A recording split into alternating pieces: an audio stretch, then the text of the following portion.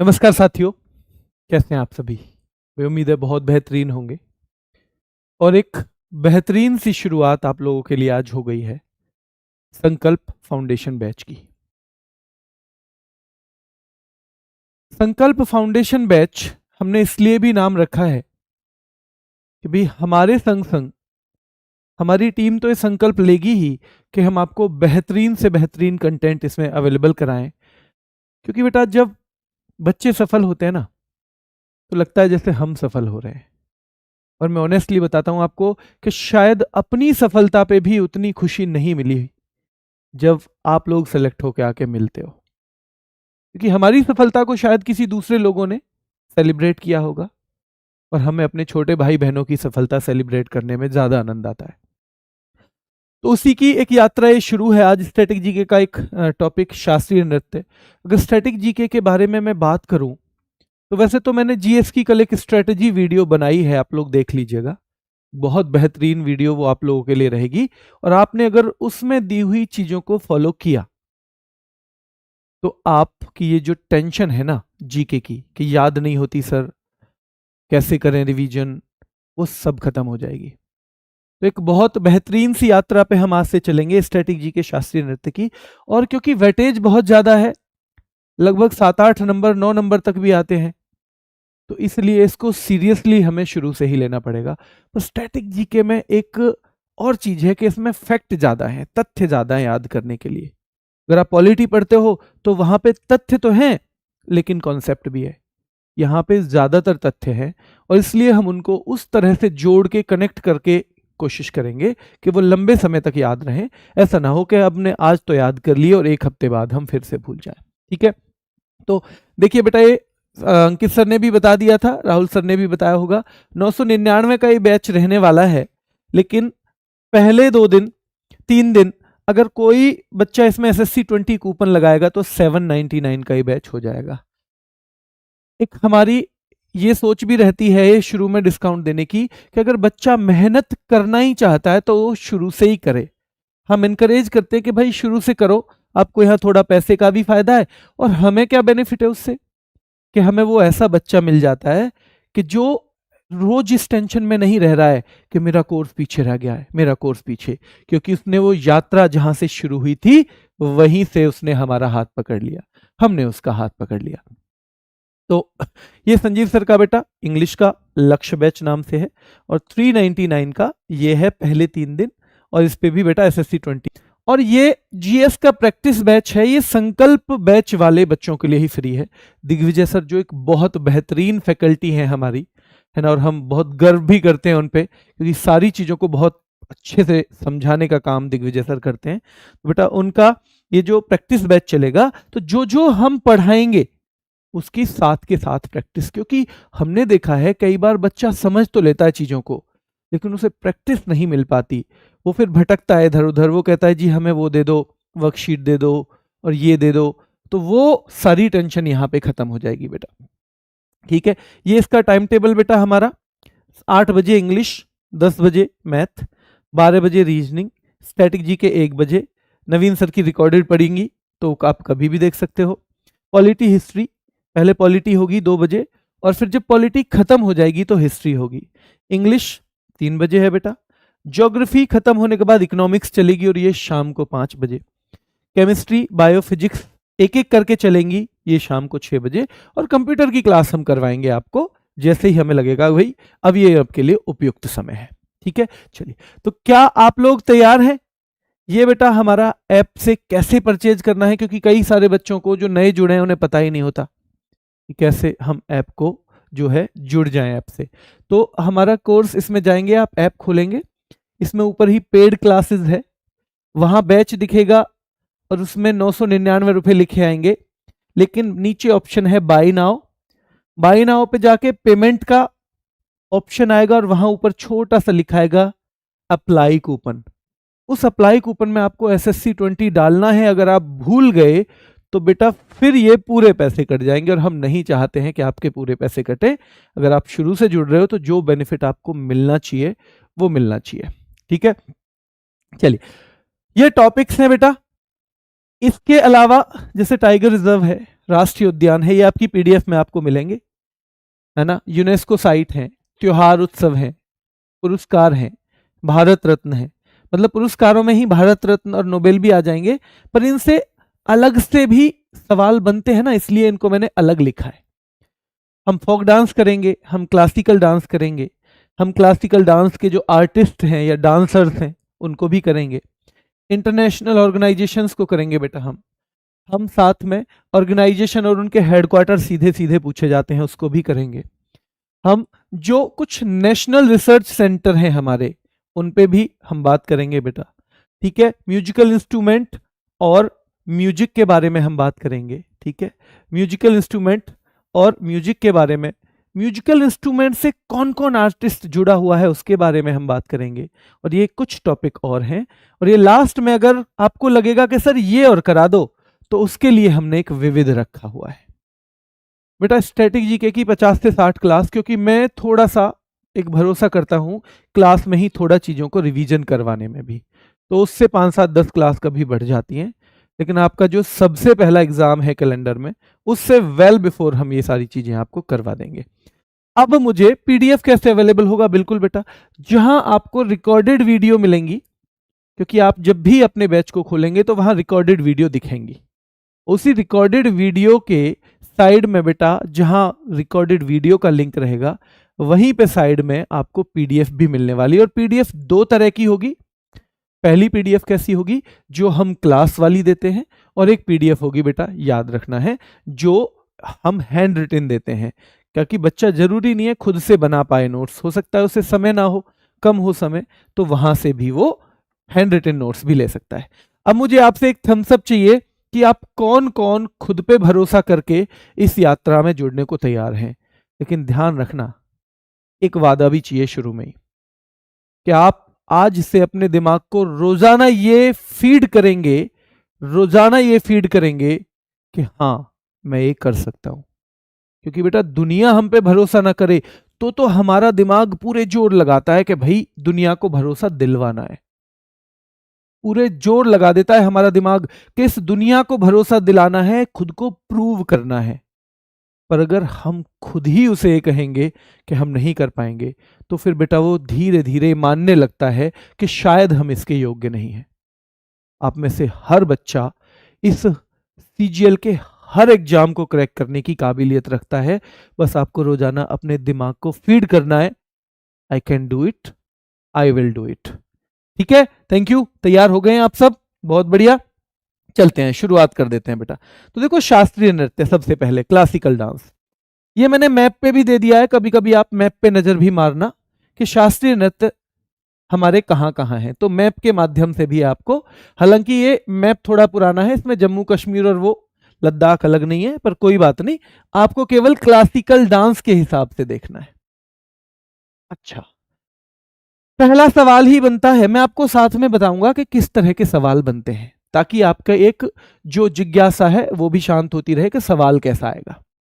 तो बेटा ध्यान रखना है, क्लासिकल जो डांस हैं उनकी संख्या, उनकी जो संख्या है सीधे सीधे 8 होती है। और पहला सवाल बनता है, भारत में क्लासिकल डांसेस जो हैं, यानी शास्त्रीय नृत्य जो हैं, उनकी संख्या कितनी है? शास्त्रीय नृत्य क्या है? पहले तो शास्त्रीय नृत्य बेटा उस लेवल के, उस स्तर के नृत्य हैं कि उनको केवल डांस ना मान के हमने क्या मान लिया है? हमने उनको उपासना मान लिया है, हमने उनको पूजा का दर्जा दिया है। यानी वो कहीं ना कहीं भगवत भक्ति, ईश्वर की भक्ति से जुड़ी हुई चीजें हैं। शास्त्रीय नृत्य वही है, क्लासिकल डांस, यानी जिनका एक क्लास हो। आप कभी कभी बात करते हो ना, यार उस लड़की की तो एक क्लास है यार, मतलब क्लास मतलब उसका एक उच्च लेवल है, उच्च स्तर का वो बच्चा है। ठीक है, तो जो क्लासिकल डांसेस हैं बेटा वो 8 हैं। और याद रखना है ये, लेकिन 2 संस्थाएं हैं जो अलग अलग हमें बताती हैं कितने क्लासिकल डांस हैं। तो एक है संगीत नाटक अकेडमी, और ज्यादातर यही पूछा जाता है कि संगीत नाटक अकेडमी द्वारा मान्यता प्राप्त भारत में कितने क्लासिकल डांस हैं? तो बेटा 8 हैं। कितने क्लासिकल डांस हैं? 8। अगर वो संगीत नाटक अकेडमी लिखना भूल भी जाए तो भी आपको संगीत नाटक अकेडमी ही मानना है, जब तक ये ना लिखे कि जो हमारा मिनिस्ट्री ऑफ कल्चर यानी संस्कृति मंत्रालय है उसके अनुसार कितने डांस हैं, तो उसके अनुसार हमारे 9 क्लासिकल डांस हैं। वैसे डांस हमारे यहां दुनिया भर के हैं, पर हम उन डांसेस की बात कर रहे हैं जो शास्त्रीय नृत्य की श्रेणी में आते हैं। शास्त्रीय नृत्य कौन सा होता है भैया, कौन सा है शास्त्रीय नृत्य? हमें कैसे पता चले, हमें कहां से पता चला कि ये क्लासिकल है? हमारे गांव पे तो होली में नाचते हैं, क्या वो क्लासिकल नहीं है? बेटा शास्त्रीय नृत्य का हमें सबसे पहला वर्णन दिया भरत मुनि जी ने अपने एक ग्रंथ में, अपनी एक बुक में। उस बुक का नाम है नाट्य शास्त्र। क्या नाम है? नाट्य शास्त्र। तो आपसे पूछेगा कि भाई क्लासिकल डांसेस की जानकारी हमें कहां से मिलती है, इंफॉर्मेशन कहां से मिलती है? तो ये हमें नाट्य शास्त्र में मिलती है। कहां पे मिलती है? नाट्य शास्त्र। और नाट्य शास्त्र को बेटा क्योंकि बुक है, अंग्रेजी में भी नाट्य शास्त्र ही कहेंगे।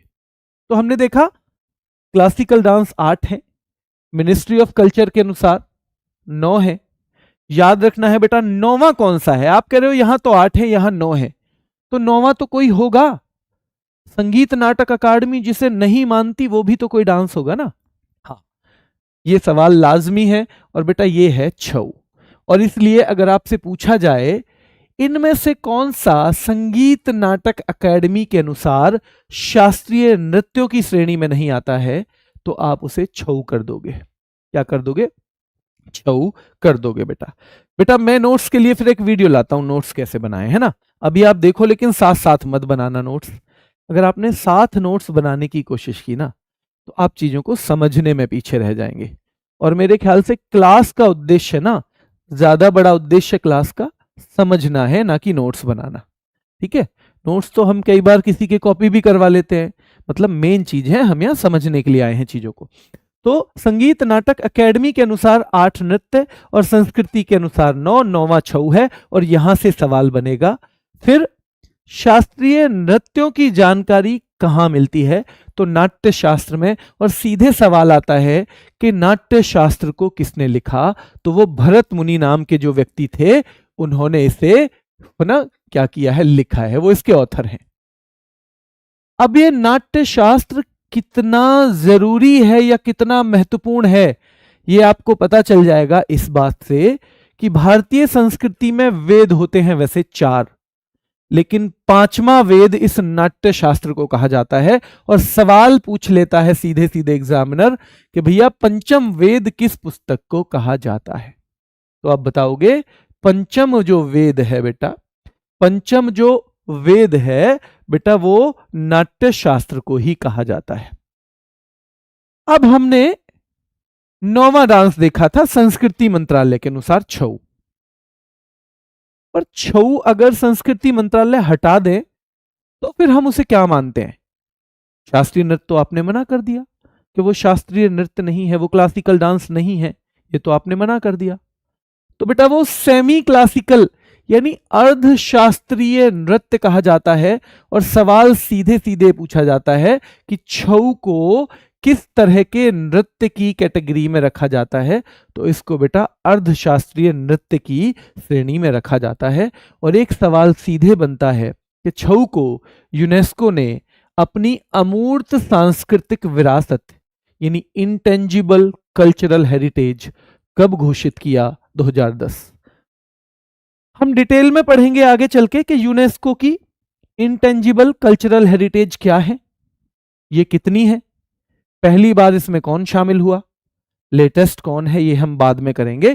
फिलहाल आपको इस सवाल देखना है कि यूनेस्को की अमूर्त सांस्कृतिक विरासतों में छऊ को कब शामिल किया गया है? 2010 में शामिल किया गया है। 2010 में।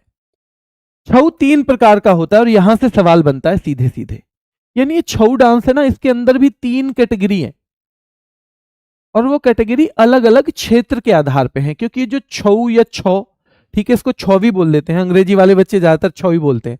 तो जो छौ है या छऊ है बेटा, ये 3 प्रकार का है, 3 जगहों के आधार पे। एक है सरायकेला छऊ, एक कैटेगरी इसकी क्या है? सरायकेला छऊ। नंबर 1 है सरायकेला छऊ। नंबर 2 बेटा मयूरभंज छऊ। नंबर 3 पुरुलिया छऊ। क्योंकि ये झारखंड में होता है, सरायकेला क्षेत्र में, मयूरभंज में, मयूरभंज बेटा उड़ीसा में है, और पुरुलिया पश्चिम बंगाल में। अब हम कभी कभी कंफ्यूज हो जाते हैं किस चीज से, हम किसी किसी चीज से कैसे कंफ्यूज हो जाते हैं बेटा कि सरायकेला कहां पे है। तो हम याद रखेंगे, देखो मयूर उड़ता है तो मयूरभंज वाला उड़ीसा में मिलेगा। इनको अंग्रेजी में भी सेम ही कहते हैं, देखो मयूरभंज 6 उड़ीसा में है, तो मयूरभंज, क्योंकि मयूर उड़ता है तो मयूरभंज उड़ीसा में। पुरुलिया पश्चिम बंगाल, हम पूरी स्टैटिक जीके में पश्चिम बंगाल को किससे कनेक्ट करेंगे? हम पश्चिम बंगाल को बंगला वर्ड से कनेक्ट करेंगे और पूरी स्टैटिक जीके में चलेगा वो। तो भैया अगर आपको बंगला लेना है तो पूरा ही लोगे ना, पूरा लिया। भैया बंगला अगर लेना होगा तो पूरा लोगे, नहीं लोगे? या कहोगे कि ना जी हमें 2 कमरे हमें दे दो और बाकी आप रख लो। ये बंगला लिया है तो पूरा लेना है, ठीक है? तो पुरुलिया बंगला। और एक सराय है, वहां पे बेटा जहां केला का पेड़ है वहां तो झाड़ियां मिलेंगी चारों तरफ, क्योंकि केला का पेड़ भी ऐसी जगह लग जाता है, झाड़ झुंड जैसा ही। और झारखंड को हम ज्यादातर झाड़ियों से पूरी स्टैटिक जीके में कनेक्ट करने वाले हैं, तो ध्यान रखना है बेटा, ये हम ध्यान रखना है कि सरायकेला छऊ झारखंड, मयूरभंज उड़ीसा में, और पुरुलिया कहां पे बेटा? पश्चिम बंगाल में। अब इनमें मुखौटे का यूज होता है लेकिन एक में नहीं होता बस। और यहां से सवाल बनता है सीधे सीधे कि कौन सी ऐसी जगह है, कौन सा ऐसा नृत्य है जिसमें मुखौटे का यूज नहीं होता, मास्क का यूज नहीं होता है? तो आपको पता होगा बेटा, ये मयूर, मयूर इतना सुंदर है उसे मुखौटा पहनने की जरूरत है भला? मयूर इतना सुंदर है, उसको किसी भी प्रकार का कोई मुखौटा पहनने की जरूरत नहीं है। तो ध्यान रखना है बेटा, तो इसमें मुखौटा का यूज नहीं होता है, मास्क का यूज इसमें नहीं होता है बेटा। जबकि याद रखना है, मुखौटे का यूज यहां पे होता है और मुखौटे का यूज यहां पे भी होता है। तो हमें पता होना चाहिए 2 में मास्क का यूज होगा, और वो पुरुलिया और सरायकेला है, लेकिन मयूरभंज में बेटा नहीं होने वाला है, मयूरभंज में नहीं होने वाला है। ठीक है, चलिए आगे देख लेते हैं, एक बार आगे पहुंचते हैं कि भरतनाट्यम। फिर सवाल बनता है यहां से कैसे क्वेश्चन आते हैं देख लो। भरतनाट्यम का संबंध ध्यान रखना है किस राज्य से है? तो यहां पे आपको याद रखना है बेटा, भरतनाट्यम तमिलनाडु का है। कहां का है? तमिलनाडु का। मोहिनीअट्टम कहां का है बेटा? मोहिनीअट्टम केरल का डांस है। कथक कहां का है? कथक बेटा यूपी, या तो उत्तर प्रदेश या उत्तर भारत, यानी नॉर्थ इंडिया का, दोनों जगह पूछा जाता है। उत्तर प्रदेश या नॉर्थ इंडिया, ये पूछा जाता है कहां के लिए? कथक के लिए। ओडिसी कहां का है बेटा? ये तो सिंपल हो जाएगा, ओडिसी नाम में ही छिपा हुआ है, उड़ीसा। मणिपुरी यहां भी नाम में ही छिपा हुआ है बेटा, मणिपुर। फिर आपसे पूछा जाएगा कुचिपुड़ी, तो कच्चीपुड़ी। ध्यान रखना है, हम हमेशा कच्चीपुड़ी को अंधे आदमी से कनेक्ट करेंगे कि भैया कच्चीपुड़ी दे दी अंधे आदमी को। लगा इसे थोड़ी पता चलेगा? अरे भाई टेस्ट से तो पता चल जाएगा, टेस्ट से भी पता नहीं चलेगा क्या? तो ध्यान रखना है, ये कुचिपुड़ी बेटा आंध्रा का है। कहां का है? आंध्रा का।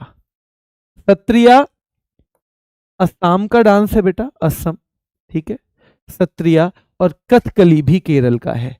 अब एक सवाल एसएससी ने पूछा कि इनमें से कौन से राज्य में 2 क्लासिकल डांस हैं? इनमें से कौन से राज्य में 2 क्लासिकल डांस हैं? ये सीधे सीधे पूछा बेटा, इनमें से कौन से राज्य में 2 क्लासिकल डांस हैं? तो सीधे सीधे केरल में है। अब यहां से एक बहुत कॉमन सवाल आता है कि कौन कौन से भाग में है। आपसे पूछेगा कि भैया इनमें कौन सा उत्तर भारत का है? तो देखो केवल कथक ऐसा है जो उत्तर भारत का है। कथक कहां पड़ रहा है? ऊपर उत्तर प्रदेश में, तो कथक उत्तर भारत का है। और ये हम समझेंगे यहां से, ये है कथक, ये कथक है, तो ये कहां पे दिखेगा आपको? उत्तर भारत। कथक है तो बेटा कहां पे होगा? उत्तर भारत। और ये सवाल सीधे सीधे एसएससी पूछता है। जो ज्यादातर सवाल है ना वो बहुत नॉर्मल है, बहुत नॉर्मल लेवल के पूछता है। कुछ सवाल पूछता है मुश्किल, वो हम देखेंगे यहां। तो आपको पता होगा अगर कथक उत्तर भारत या उत्तर प्रदेश में है तो आपको पता चल जाएगा। आप पूछेगा इनमें से कौन सा उत्तर पूर्व भारत में है तो बेटा सत्रिया और मणिपुरी। उत्तर पूर्व यानी नॉर्थ ईस्ट, तो कौन सा बेटा नॉर्थ ईस्ट इंडिया में है, नॉर्थ ईस्ट इंडिया में बेटा सत्रिया है और मणिपुरी है। पूछेगा कौन सा ईस्टर्न इंडिया में है, पूर्वी भारत में, तो ईस्टर्न इंडिया यानी पूर्वी भारत में ध्यान रखना है कौन सा है, तो बेटा वो आता है ओडिसी। कौन सा आता है, ओडिसी। और फिर आपसे पूछेगा दक्षिण भारत के कौन कौन से डांस हैं, तो देखो मोहिनीअट्टम सदर्न इंडिया में है, कथकली भी सदर्न इंडिया में है, बेटा कुचिपुड़ी भी साउथ इंडिया में ही आता है, और भरतनाट्यम भी साउथ इंडिया में आता है। तो ये चारों के चारों कहां पे हैं, ये साउथ इंडिया में है। और ये सवाल आपको अगर प्रीवियस में जाओगे ना आप, तो बड़ा कॉमन मिलेगा कि भैया कथकली का संबंध भारत के किस क्षेत्र से है, उत्तर भारत से है, पश्चिम भारत से है, उत्तर पूर्व से है, या दक्षिण भारत से है। तो मेनली जो चार डांस हैं वो तो केवल और केवल दक्षिण भारत में ही आ जाते हैं। एक उत्तर भारत में आता है, पूर्वी भारत में बेटा ये ओडिसी आता है, ओडिसी। और याद रखना है यहां सत्रिया और मणिपुरी नॉर्थ ईस्ट इंडिया में आते हैं। कहां पे आते हैं, नॉर्थ ईस्ट इंडिया में आते हैं। ठीक है, यहां तक क्लियर है, ये चीज क्लियर है, बताओ जल्दी से। क्या ये बेटा ये वाला कॉन्सेप्ट क्लियर है? एक बार आपका थम्स अप चाहूंगा, अगर आपको क्लियर है तो एक बार आपका थम्स अप चाहूंगा कि अगर यहां से सवाल होगा तो हम गलत नहीं करने वाले हैं, हम गलत नहीं करने वाले हैं। ठीक है, चलिए ये आ गए यहां तक, हम यहां तक देख चुके हैं, ये हम देख चुके हैं सिंपल सवाल ये कौन से राज्य में चलता है, ये मैंने यहां पे आपको और दे दिया है, आप राज्य भी पहचानना साथ में। ये वैसे भी बिल्कुल अपडेटेड नक्शा है इसमें, तो आपको पहचानने की कोशिश करनी है कहां कहां ये राज्य है। ठीक है, चलिए आगे आ जाइए। पहला डांस है हमारा भरतनाट्यम, और भरतनाट्यम से संबंधित अब आएंगे थोड़े स्टैंडर्ड सवाल कि अगर एसएससी कुछ अलग से पूछने लगा तो आप कैसे बताओगे। तो ध्यान रखना है बेटा, इसका पुराना नाम था सादिर, मंदिरों को समर्पित, यानी मंदिरों में होता था ये अक्सर। मंदिरों में ऐसा भी होता था कि लड़कियों को होते ही मंदिर को समर्पित कर दिया जाता था कि भाई ये लड़की हमने मंदिर को दान दे दी, ये ईश्वर की भक्ति का ही काम करेगी, और ईश्वर की भक्ति के लिए बेटा दे दिया, और उसका फिर नाम हो जाता था देवदासी। देवदासी, तो ये देवदासी प्रथा जो है फिर धीरे धीरे इसका क्या होने लगा, गलत यूज होने लगा। वैसे तो एक बच्चा जिसे अभी समझ नहीं है कि मेरे जीवन के साथ क्या हो रहा है, उसे मंदिरों को किसी को भी समर्पित कर देना बेटा गलत है। जब तक उसे समर्पित, जिसे समर्पित किया जा रहा है, जब तक उसे पता ही नहीं है कि मुझे कहाँ भेजा जा रहा है, तब तक हमें उसकी इच्छा के विरुद्ध उसे भेजना गलत है, चाहे वो भगवान की भक्ति जैसा पवित्र काम ही क्यों ना हो। क्योंकि भगवान की भक्ति भी अंदर से आनी चाहिए ना, किसी से थोपने से तो नहीं आनी चाहिए। ठीक है, तो याद रखना है पुराना नाम सादिर है, और ये सवाल बहुत बहुत फेवरेट है एग्जामिनर का बेटा कि सादिर किस नृत्य का नाम है, तो भरतनाट्यम का है। ये भरतनाट्यम लगभग 2000 साल पुराना है, लगभग 2000 ईयर्स ओल्ड है बेटा ये डांस। ठीक है, तो 2000 साल पुराना है, और याद रखना है ये ओल्डेस्ट डांस की कैटेगरी में आता है, सबसे पुराना है, ओल्डेस्ट है बेटा ये। ठीक है, सबसे पुराने समय से ये चला आ रहा है। ठीक है, तो याद रखना है भरतनाट्यम पुराना नाम, ये प्रीवियसली सादिर के नाम से जाना जाता था। कौन सा नृत्य मंदिरों को समर्पित है, दूसरा सवाल बनेगा। अब ये कई भागों में होता है, और सवाल बने हैं कि इनमें भरतनाट्यम के दो भाग मेनली पूछे जाते हैं। किससे शुरू होता है, अलारिपू। तो ये डांस बिगिन होता है किसके साथ बेटा, स्टार्ट होता है अलारिपू से, और अंत होता है तिल्लाना। अब पेपर में आप कंफ्यूज मत हो जाना कि तिल्लाना शुरू में था या तिल्लाना बाद में था। तो भैया जो तालियां बजती हैं, जो चिल्लाते हैं दर्शक, वो डांस की शुरुआत में या डांस के लास्ट में। जब डांस बिल्कुल लास्ट हो रहा होता है ना, तो तालियां, तिल्लाना या चिल्लाना तभी होता है, तभी भैया हुटिंग होती है। होती है हुटिंग, नहीं होती है? ठीक है, चलिए अलारिपू ये 6 भाग हैं, हालांकि आपको 2 ही, कोई बच्चा चाहे तो बेशक एक नजर मार ले, लेकिन ये 2 ही याद करने हैं, एग्जाम में यही से सवाल बन जाता है। अन्य नाम तो सादिर तो देख ही लिया, अग्नि नृत्य नाम से भी जाना जाता है और दासी अट्टम नाम से भी और सादिर नाम से भी। तो ये 3 नाम आपको मिलेंगे और सवाल बनेगा भरतनाट्यम किन किन नामों से जाना जाता है, भरतनाट्यम किस किस नाम से जाना जाता है। तो ये 3 बनेंगे। अब ये कौन से धर्म से है? ज्यादातर आपको 2 धर्मों से मिलेंगे। जो डांस है ना हमारे 2 चीजों से रिलेटेड है, या तो वैष्णव धर्म से या तो शैव धर्म से। तो जो वैष्णव है याद रखना है, वैष्णव मतलब भगवान विष्णु की विचारधारा से प्रेरित है, यानी उनको मानने वाले। और शैव धर्म तो याद रखना है वो भगवान शिव के। तो याद रखना है भरतनाट्यम, ये सवाल सीधे सीधे पूछा जाता है कि भैया ये किससे है, तो शैविज्म से प्रेरित है ये। ठीक है, कौन से आइडियाज इसमें प्रस्तुत किए जाते हैं, तो शैविज्म के जो आइडिया हैं शैव धर्म के भरतनाट्यम में किए जाते हैं। ठीक है, चलिए। और इसमें एक वर्ड पूछा जाता है, एकाहार्य किसे कहते हैं? अंग्रेजी में भी एकाहार्य ही है। तो जब एक सोलो आर्टिस्ट यानी अकेला आर्टिस्ट अलग अलग भूमिकाएं निभाता है, कभी वो कुछ बन जाएगा डांस में, फिर उसका भूमिका खत्म होकर दूसरा बन जाएगा, फिर उसकी भूमिका खत्म हुई तीसरा बन जाएगा।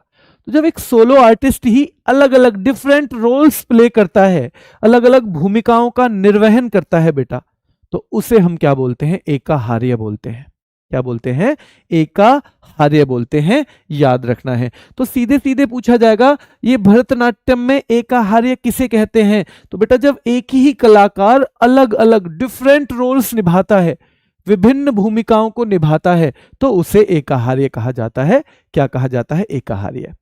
और बेटा नट्टू वनार नाम और है, कविता पाठ करने वाला, एक तरह से निर्देश देने वाला, डायरेक्शंस देने वाला, कि भैया बाकी सब लोग कर रहे हैं डांस और वो जो है क्या कर रहे हैं, वो बता रहे हैं, कविता पाठ कर रहे हैं केवल, तो उसको बोला जाता है नट्टू वनार। क्या बोला जाता है? नट्टू वनार। प्रशिक्षक भी बोल देते हैं इनको, प्रशिक्षक हैं ये, ट्रेनर हैं एक तरह से। ठीक है, ट्रेनर हैं ये एक तरह के बेटा। ठीक है, तो नट्टू वनार जो है ट्रेनर या इंस्ट्रक्टर नाम से भी इनको जान सकते हो। ठीक है, चलिए। सवाल सीधे आता है कि नाट्य रूप का स्वरूप पाने वाला, यानी जो ड्रामा की तरह किया जाता है, ड्रामा, नाट्य, नाटक की तरह, वो रूप पाने वाला भारत का पहला क्लासिकल डांस कौन सा है? भरतनाट्यम। मैं फिर बता रहा हूं कि जो बहुत हल्के सवाल है वो वहीं से आ जाते हैं, यहां से सवाल बनते हैं थोड़े से स्टैंडर्ड बालक को देखते हुए। ठीक है, और ये महत्वपूर्ण तथ्य आपको प्रीवियस में भी मिल जाएगा 1 या 2 जगह तो जरूर, कि भरतनाट्यम पर ब्रिटिश सरकार ने कब प्रतिबंध यानी बैन लगाया था। तो भरतनाट्यम पर यह तारीख ही पूछी जाती है, 1910 में। दूसरी तरह से सवाल कैसे बनेगा कि कौन से नृत्य पर ब्रिटिश सरकार ने 1910 में बैन लगा दिया? तो ब्रिटिश गवर्नमेंट ने बैन लगा दिया भरतनाट्यम पर, कब? 1910 में। 1910 में बेटा। कटका हस्त मुख, जो कटका मुख हस्त मुद्रा, सीधे पूछा जाएगा कि भाई कटका मुख हस्त मुद्रा का संबंध किससे है, जिनमें 3 उंगलियों का यूज होता है, तो उसका संबंध भी भरतनाट्यम से है। किससे है? भरतनाट्यम से उनका संबंध है बेटा, याद रखना है। और एक फिर लास्ट सवाल यहां से बनता है कि कौन से मंदिर के गोपुरम पर, कौन से मंदिर के गोपुरम पर, ध्यान रखना है बेटा, भरतनाट्यम की तस्वीरें हैं, यानी कि कौन से मंदिर के गोपुरम पर पिक्चर हैं, किसकी? भरतनाट्यम की। और गोपुरम आपको पता होना चाहिए, विशाल प्रवेश द्वार, विशाल यानी कि बहुत ज्यादा लार्ज एंट्रेंस होता है ना, बहुत बड़ा विशाल। कभी कभी आपने देखा होगा जो साउथ के मंदिर हैं, हमारे इधर के मंदिरों में क्या है कि पहले छोटा सा गेट है बाहर, अंदर जाके मेन मंदिर है। साउथ में जो बिल्कुल मंदिर की बाहरी दीवार है वो ही बहुत ऊंची है, उसी को गोपुरम कह देते हैं। तो जो एंट्रेंस है ना, एंट्रेंस जो प्रवेश द्वार होता है ना, प्रवेश द्वार है, वही गोपुरम होता है। यानी कि एक तरह से जो एंट्रेंस है वही गोपुरम होता है बेटा। तो साउथ में गोपुरम, और ये हम गोपुरम वैसे जब टेम्पल पढ़ेंगे ना, टेम्पल, तब भी आपको पढ़ाया जाएगा जब टेम्पल पढ़ेंगे। देखो ये है इस टाइप का, ये है बेटा, देखो ये गोपुरम है, यानी कि ये मेन गेट है। और ये ही कैसा विशाल है, आपको क्या इधर ऐसे मंदिर देखने को मिलते हैं? आपको इधर ऐसे मंदिर देखने को मिलते हैं क्या? बताओ जल्दी से, जल्दी से कमेंट करके बताओ। क्या आपको इधर ऐसे मंदिर देखने को मिलते हैं नॉर्थ इंडिया में? तो जल्दी चलिए एक बार जल्दी से बस रिवीजन करवा देता हूं, बहुत फास्ट रिवीजन इस 1 मिनट में इसका, क्योंकि आपको भी ऐसे करना है टुकड़ों में। आपने थोड़ा सा पढ़ा फिर इसका एक रिवीजन मार लिया, हाँ इधर नहीं मिलता है ना। चलिए, तो पुराना नाम इसका सादिर है। भरतनाट्यम किसको समर्पित है? मंदिरों को। नृत्य का आरंभ अलारिपू से होता है। नृत्य जो है एंड कहां पे करता है? तिल्लाना पे। तिल्लाना कितने भाग हैं ये जरूर देख लेना, 6 भाग। 6 भाग हैं इसके, है ना। नृत्य कितने भागों में होता है? 6 में। अग्नि नृत्य के नाम से भरतनाट्यम को, दासी अट्टम के नाम से भरतनाट्यम को जाना जाता है। कौन से धर्म के विचारों की प्रस्तुति है? शैव धर्म के। एकाहार्य किसे कहा जाता है? तो जब एक ही आर्टिस्ट, सोलो आर्टिस्ट कई तरह के रोल प्ले करता है तो उसको कहा जाता है। कई तरह के, ध्यान रखना है बेटा, है ना, ठीक है बेटा, रोल प्ले करता है। नाट्य रूप का स्वरूप पाने वाला कौन सा है? नाट्य रूप यानी एक तरह से ड्रामा की तरह जो किया जाए, तो बेटा याद रखना है वो भरतनाट्यम है। 1910 में प्रतिबंध लगाया गया। और चिदम्बरम मंदिर के गोपुरम पर कौन से डांस की तस्वीरें हैं? तो बेटा वो भरतनाट्यम की ही हैं। आ जाइए मोहिनी अट्टम। देखो बेटा, विशेष रूप से महिलाओं द्वारा, आपको पता है जब राक्षस का वध करने के लिए भगवान विष्णु ने स्त्री का रूप लिया था, उस अवतार से प्रेरित ये डांस है कि भैया भगवान विष्णु ने किया था ये डांस। ठीक है, क्यों किया था? क्योंकि उसे राक्षस को उन्हें क्या करना था? अपनी तरफ मोहित करना था। तो मोहिनी अट्टम की मेन थीम है किसी को मोहित करना। सवाल कैसे बनता है? अब मोहित कौन करेगा भारतीय संस्कृति में बेटा? महिलाएं। तो याद रखना है कि भैया कौन सा नृत्य विशेष रूप से महिलाओं यानी एकल महिला, वो भी खास तौर पे, के द्वारा किया जाता है? तो मोहिनी अट्टम। दूसरा सवाल बनता है भगवान विष्णु के स्त्री रूप की कहानी। भगवान विष्णु के स्त्री रूप की कहानी सीधे सीधे आपको बताना है बेटा। तो भगवान विष्णु के स्त्री रूप की कहानी मोहिनी अट्टम में है। अब पूछा जाएगा कसाबू साड़ी किसमें पहनी जाती है? देखो, कसाबू साड़ी को हम ऐसे याद करेंगे कि भैया हम कसी हुई ड्रेस पहनते हैं ना कभी कभी, अगर वर्दी, अगर कहीं कोई बच्चा है कसी हुई ड्रेस पहनता है, तो कसी हुई ड्रेस मतलब वहां हम ज्यादा अट्रैक्टिव लगते हैं, हम ज्यादा लोगों को मोहित कर पाते हैं, है ना। तो कसावू साड़ी का प्रयोग भी भैया किसमें? बिल्कुल फिटिंग की साड़ी, मोहित करने के लिए, मोहित करने के लिए बेटा याद रखना है। ठीक है, चलिए, कसावू साड़ी का प्रयोग सीधे सीधे पूछा जाता है। फिर पूछा जाता है व्यवहार माला। व्यवहार माला नामक ग्रंथ में कौन से डांस का उल्लेख है? तो आप बताओ, क्या आपको कभी कभी किसी का व्यवहार मोहित कर लेता है? क्या कभी कभी किसी का व्यवहार मोहित करता है आपको? हाँ जी, अरे वो वैसे तो वैसा तो नहीं था भाई, ज्यादा अमीर तो नहीं था, पर उसके व्यवहार ने बड़ा मोहित कर लिया। उसने घर जाने पे जो मेरी आव भगत की, उसने बड़ा भाई, उसने जो स्वागत किया, जो वेलकम किया, यार उसने तो मुझे मोहित कर दिया। तो याद रखना है बेटा कि किस नृत्य में केरल में कसावू साड़ी पहनी जाती है? तो मोहिनी अट्टम। और बेटा याद रखना है व्यवहार माला कौन से व्यवहार माला नाम की एक बुक है, ग्रंथ है, उसमें बेटा याद रखना है कौन से डांस का उल्लेख है? तो मोहिनी अट्टम। भगवान विष्णु के स्त्री रूप की कहानी। अब भैया जो मोहित कर ले, कभी कभी आपने देखा होगा पड़ोस में शादी हो जाती है और शादी के बाद उसकी मां कहती है बेटे की, अरे तेरे पे क्या जादू कर दिया इस जादूगरनी ने, क्या जादू कर दिया? तो जादू क्या होता है भैया? मोहित हो जाता है आदमी। क्या हो जाता है? मोहित। तो मोहित याद रखना है जादूगरनी का नृत्य कहा जाता है मोहिनी अट्टम को। तो इसे हम वैसे कनेक्ट करेंगे, ट्रिक नहीं है ये, ट्रिक तो मैं आपको बाद में बताऊंगा। मैंने पहली क्लास ट्रिक वाली क्यों नहीं रखी? क्योंकि ये हो सकता है कि मैं एक ही क्लास की अच्छी ट्रिक बता पाऊं, आप कहोगे जी पहली क्लास तो बड़ी बढ़िया ट्रिक से करवाई थी, इसलिए ट्रिक नहीं रखी है। ये बिल्कुल सिंपल कॉन्सेप्ट वाली है, सिंपल कंसेप्ट वाली बेटा, ध्यान रखना है। और केवल क्या करना है, थोड़ा सा बच्चों को इससे कनेक्ट करके पढ़ाना है। फिर एक क्लास 3 डेमो में से मैं आपको उसकी भी दूंगा जो उसे कहते हैं हमारी ट्रिक, फिर आप देखना। तो किस नृत्य में? कसावू साड़ी मोहिनीअट्टम में। व्यवहार हमें मोहित कर लेता है, भगवान विष्णु के स्त्री रूप की कहानी। और जादूगरनी का नृत्य, भैया क्या जादू कर दिया तुझ पे, तो जादूगरनी का नृत्य मोहिनीअट्टम को कहा जाता है, मोहिनीअट्टम को कहा जाता है। ठीक है, चलिए अब इसमें भाषा मणिप्रवलम, और मणिप्रवलम जो भाषा है वो दो भाषाओं का संयोजन है, जोड़ है, संस्कृत प्लस मलयालम। मलयालम, मलयालम, हाँ जी, मलयाली लोग जिसे बोलते हैं, केरल के लोग जो बोलते हैं, तो उसको हम मणि प्रवलम कह देते हैं अगर उसमें संस्कृत मिला दी जाए। मलयाली लोग केरल के लोगों को कहा जाता है। मलयाली संस्कृति केरल की संस्कृति, मलयालम केरल की भाषा। तो याद रखना है मणि प्रवलम भाषा का यूज किया जाता है किसमें, तो संस्कृत और मलयालम।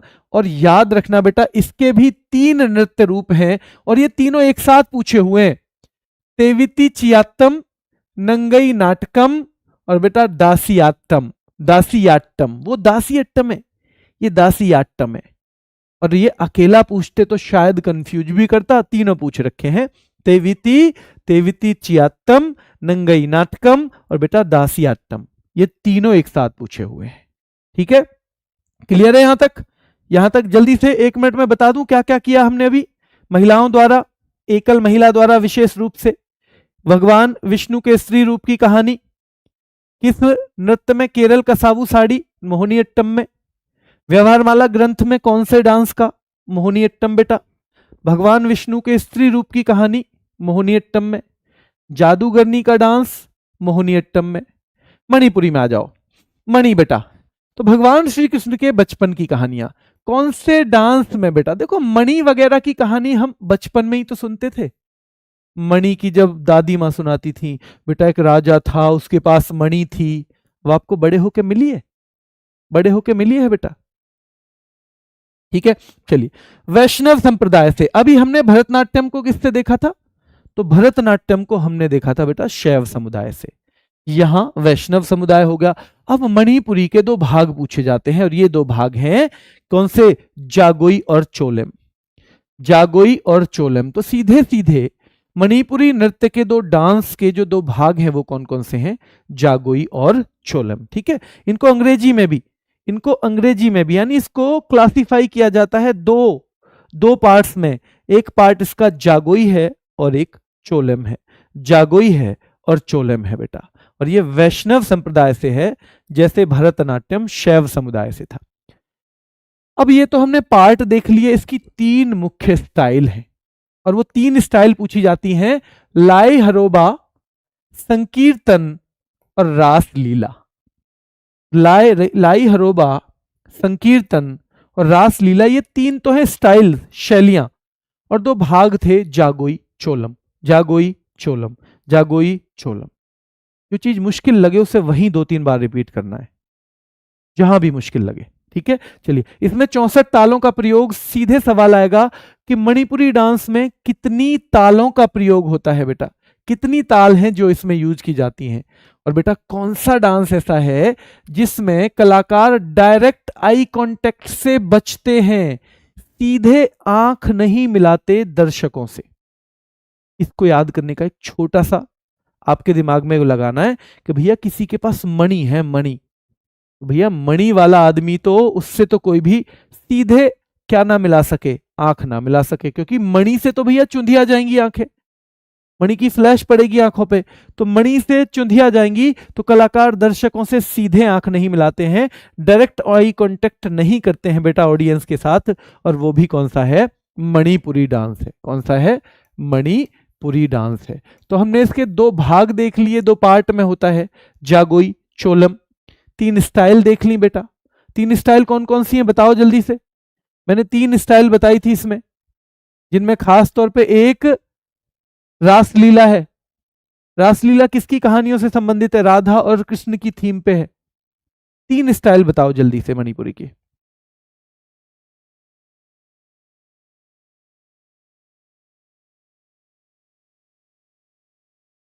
जल्दी।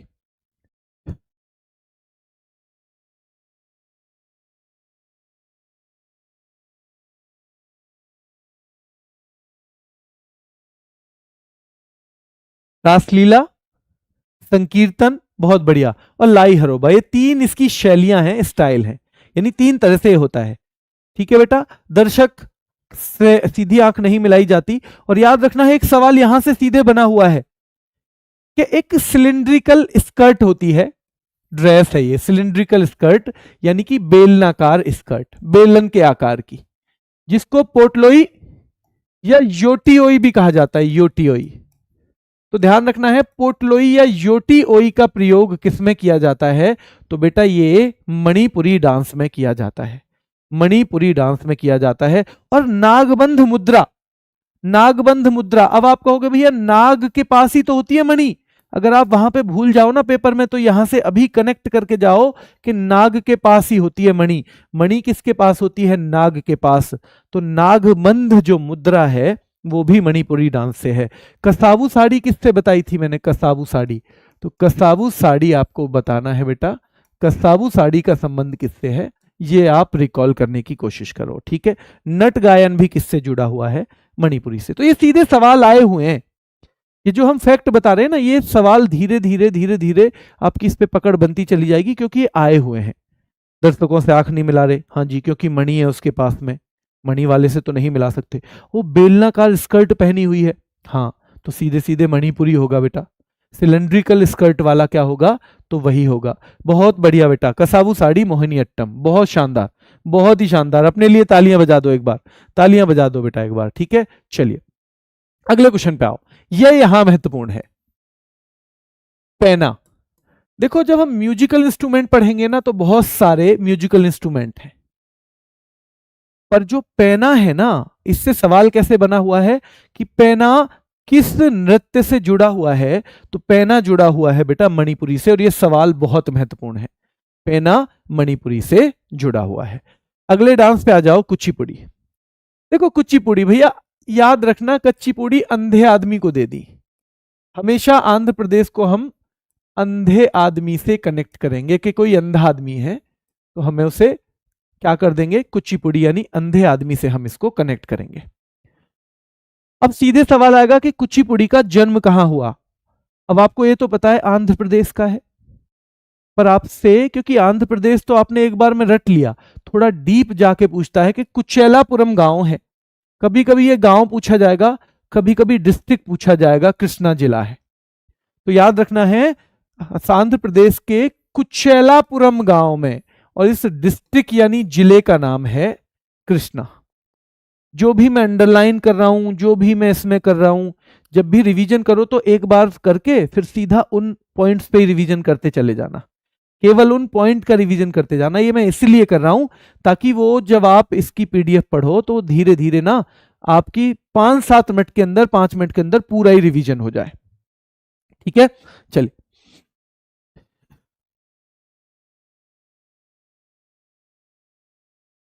चलिए। तो कुचिपुड़ी का आधार भागवत और पुराण है। कौन सा डांस है जिसका? तो भैया भागवत और पुराण जो है कुचिपुड़ी का आधार है। और कुचिपुड़ी में कौन सा संगीत में यूज में होता है बेटा? आंध्र प्रदेश, ये जो कर्नाटक संगीत। अब संगीत का मैं बस बहुत छोटी चीज बताऊंगा आपको कि संगीत दो तरह का है। संगीत कितने तरीके का है? तो जो संगीत है ना, वो एक तो है, यानी म्यूजिक जो है, वो तो है हिंदुस्तानी शास्त्रीय संगीत। कितने तरीके का है?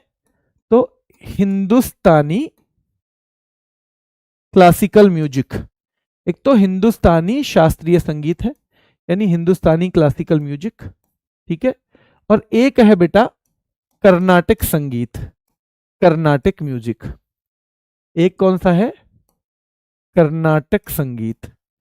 और ये जो कर्नाटक म्यूजिक है ना, ये जो कर्नाटक म्यूजिक है, ये साउथ इंडिया के जितने भी डांस हैं, तो कर्नाटक म्यूजिक में याद रखना है, कर्नाटक म्यूजिक में साउथ इंडिया के जितने भी डांस हैं, ठीक है, और हिंदुस्तानी क्लासिकल म्यूजिक हो जाएगा दूसरा। तो साउथ इंडिया के, तो आपसे अगर पूछे कि भैया ये मणिपुरी, ये तो चला जाएगा नॉर्थ ईस्ट में, लेकिन इसमें क्या आ जाएगा कि ये जो है, एक पहला कुचिपुड़ी, कुचिपुड़ी, दूसरा मोहिनीअट्टम, मोहिनीअट्टम,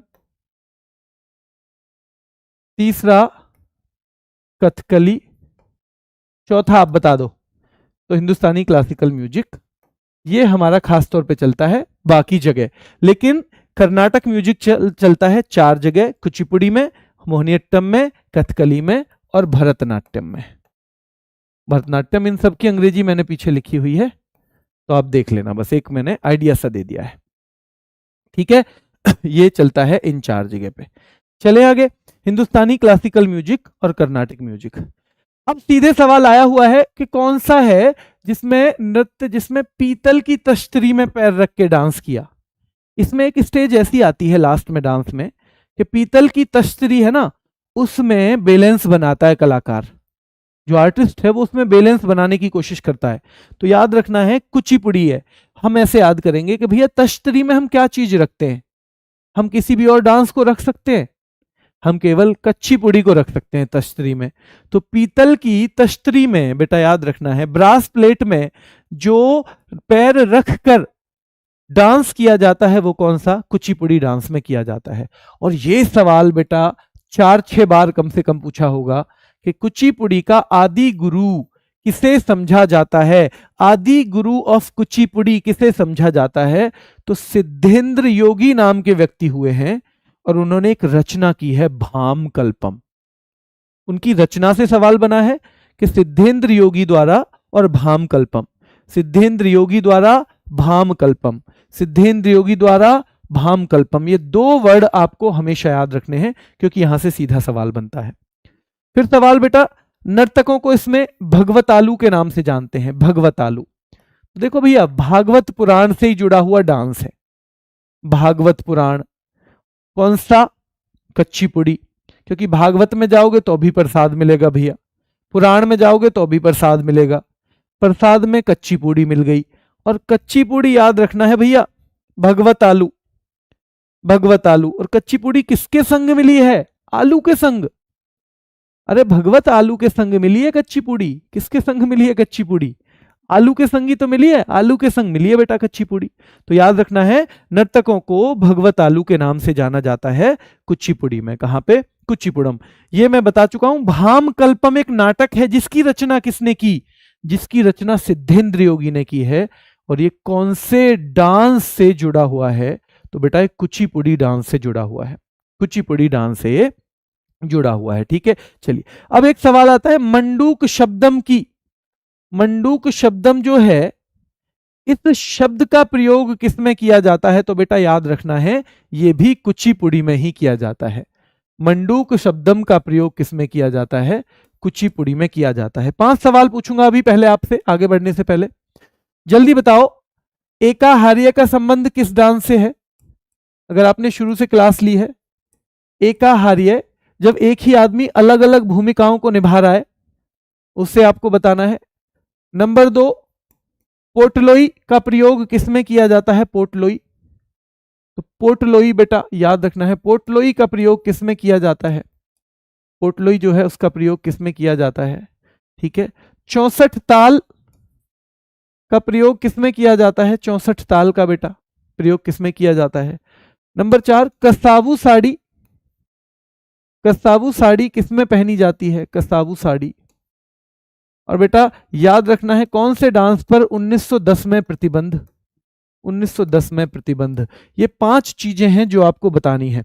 अब आप अपना चेक कर लो, एक बार चेक करो। मैं बता रहा हूं एकाहार्य जब एक ही कलाकार विभिन्न भूमिकाएं निभाता है, भरतनाट्यम है वो, भरतनाट्यम। पोटलोई तो आपको पता है बेटा बेलनाकार ड्रेस है, सिलेंड्रिकल ड्रेस। और आपको अगर डांस याद ना हो तो पोटली में क्या रखोगे, पहले टाइम पे पोटली हुआ करती थी ना भैया, मणि होगी। और हमारी दादी माँ तो अभी भी पोटली में क्या रखती हैं, मणि। अपनी पोटली में ही तो रखती है सारे सामान, वो कौन सा बैग और वो रखती हैं, तो दादी अम्मा पोटली में रखती हैं मणि, ठीक है। तो पोटलोई जो ड्रेस है वो मणिपुरी से है। 64 ताल का प्रयोग भी मणिपुरी में होता है बेटा, 64 ताल। कसाबू साड़ी मोहित करने के लिए, मोहिनीअट्टम में। और बेटा 1910 में भरतनाट्यम पर प्रतिबंध लगाया था, 1910 में। अपना अपना स्कोर बताओ जल्दी से, अपना अपना स्कोर बताओ जल्दी से। किसने ये बताने से पहले सारे के सारे ये कर लिए थे क्लियर, जल्दी से अपना स्कोर बताओ, ईमानदारी से बताना है बेटा, ठीक है। चलिए और ध्यान रखना है इसमें कुचिपुड़ी में कलाकार ना अपने पैर के अंगूठे से सतह पर चित्र बना देता है। सतह पर चित्र, बहुत शानदार बेटा। ज्यादातर 5 है, किसी का 4 भी है, किसी का 3 भी है। ठीक है, हो सकता है कोई बच्चा लेट जुड़ा हो तो उसे वो पढ़ने को ही ना मिला हो। ठीक है, चीजें ऐसे ही करेंगे, कोशिश के साथ ही रिवाइज होती चले, है ना, क्योंकि समय है हमारे पास। मैं इतना भरोसा तो दिला सकता हूं बेटा, देखो, क्योंकि ये पहले नवीन सर ने क्लास ली है और नवीन सर ने बहुत मेहनत कर रखी है टीचिंग में। उनका आप सब लोगों से कनेक्ट भी बहुत अच्छा हुआ। मैंने इस चैनल पे अभी ज्यादा पढ़ाया नहीं है, मैं RWA चैनल पे 7-8 साल से पढ़ाता हूँ। अंकित सर के बाद इवन 2nd नंबर पे मैंने पढ़ाना शुरू किया था उस चैनल पे। वो बात अलग है कि पहले कुछ और पढ़ाया था, फिर कुछ और। इतना भरोसा दिला सकता हूं कि अगर आप मेरी क्लास लेते हैं, बिल्कुल कोई चीज बचेगी नहीं। आप नवीन सर की भी क्लास लेते हैं तो बस क्लास के संग जो मैं प्रैक्टिस सेशन लेके आऊं, केवल उनके लिए जुड़ जाना, कोई जरूरत नहीं है। अगर आपने वो क्लास ले रखी है पहले, आपको वहीं कंफर्टेबल फील होता है, क्योंकि हम अलग तो है नहीं, तो उसमें जो मैं प्रैक्टिस सेशन लेके आऊं ना, उनमें आप जुड़ जाना, क्योंकि कुछ चीजें तब से अपडेट हो गई हैं। ऐसा ना हो कि आप पुरानी चीज को पढ़ के एग्जाम में कुछ गलत करके आ जाओ। बाकी मैं भरोसा दिलाता हूं कि आपको अगले 15 दिन में आप लोग स्टैटिक जीके में बहुत बेहतर फील करेंगे। 1-2 दिन मैं इसलिए नहीं कह रहा हूं तो कभी आप कहोगे कि जी 1-2 दिन तो अच्छा कोई भी पढ़ा लेता है। मैं आपको 15 दिन जो है देखना, आपको बहुत बेहतरीन चीजें समझ में आएंगी।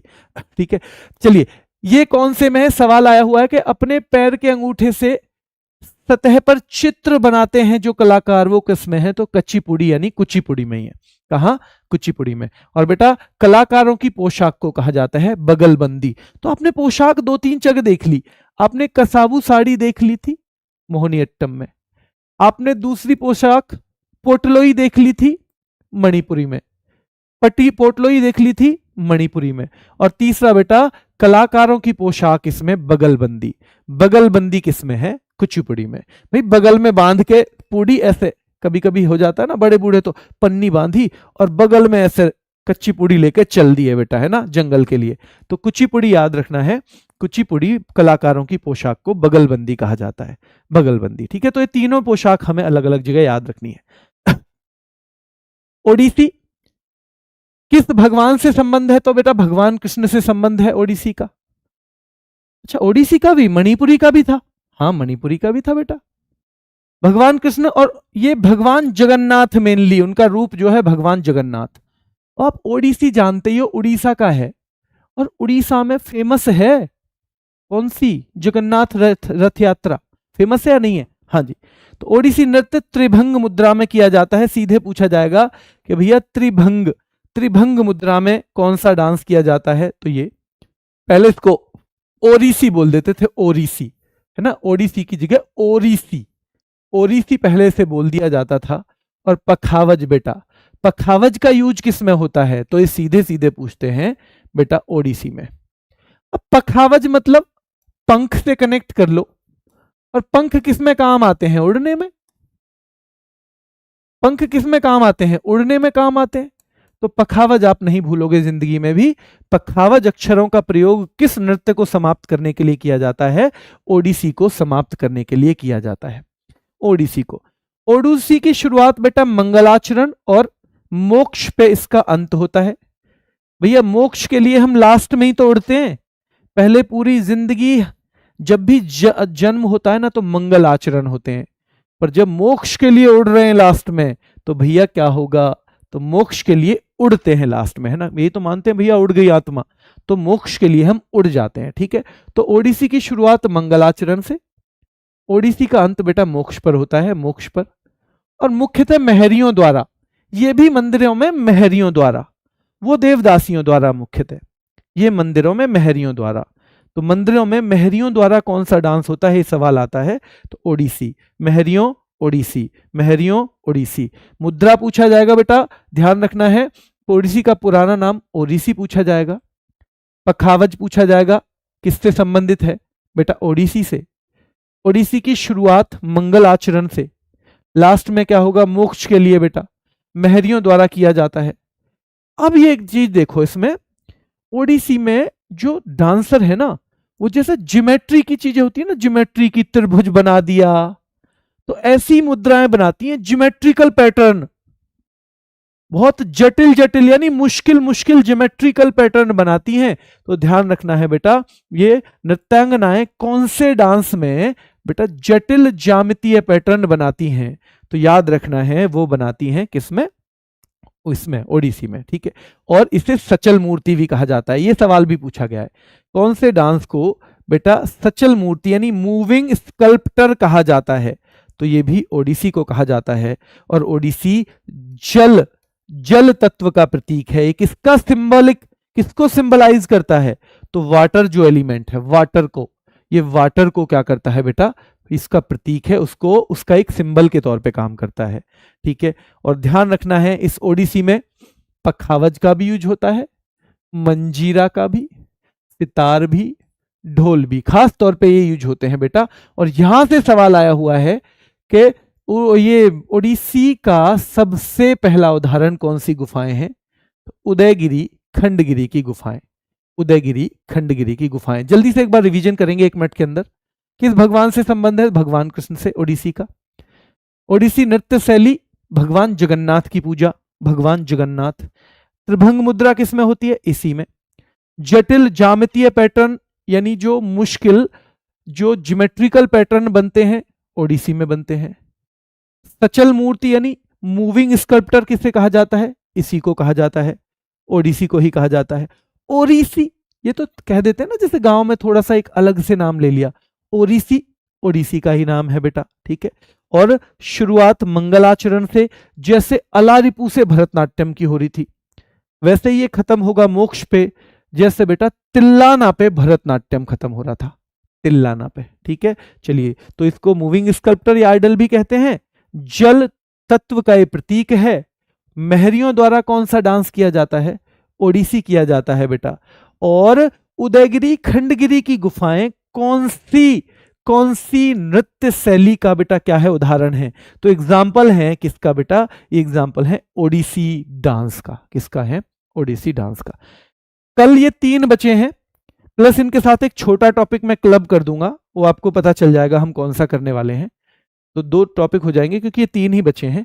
आज थोड़ा सा इंट्रोडक्शन वगैरह में भी टाइम गया, वरना तो ये एक ही, ज्यादा से ज्यादा एक की ही थी ये बेटा। ठीक है, ज्यादा से ज्यादा एक ही क्लास का ये टॉपिक था। थोड़ा रिवीजन में भी चला जाता है हल्का सा टाइम। अब मैं आपका सवाल पूछ लेता हूं आज ना, सवाल पूछ लेता हूं बेटा आपसे। ठीक है, तो याद रखना है पोर्टलोई फायर होता है। आप ना रैपिड फायर कैसे होता है, जब तक आपको पता नहीं है आप कैसे करोगे, कि कैसे भरोसा करोगे रैपिड फायर क्या है? आप यूट्यूब पे जाना आज, rapid fire by Sonveer sir, वहां पे टाइप करना और उसे लेके देखना किसी भी टॉपिक का। तो जो जो चीज आपको मुश्किल लगे, मेरी ये कोशिश रहेगी कि उसकी महत्वपूर्ण चीजों का एक रैपिड फायर भी बनवा दिया जाए। ठीक है, अभी के लिए इतना ही, धन्यवाद।